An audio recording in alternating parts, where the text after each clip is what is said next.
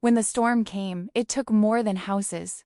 It took memories, comfort, and the feeling of safety. And for many, it felt like everything was gone. But hear this today. You are not forgotten. You are not alone.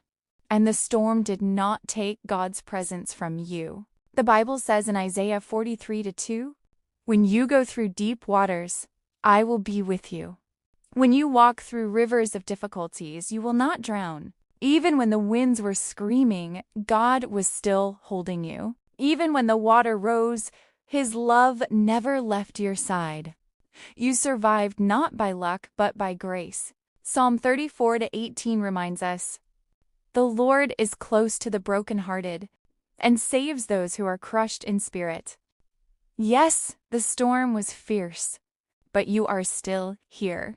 And your survival is proof that God's purpose for your life is not finished. The Word says in 1 Peter 5-10, "The God of all grace will Himself restore, strengthen, and establish you."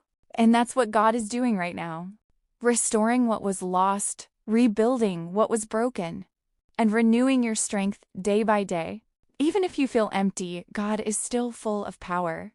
Even if you feel weak, God is still strong for you. Even if you feel shaken, His love stands unshaken.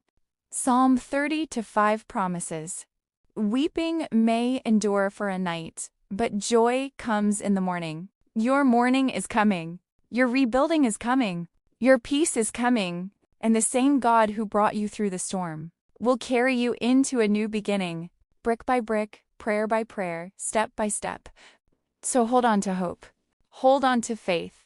God has not finished writing your story, because after the storm comes strength, comes healing, and comes a new tomorrow. Amen.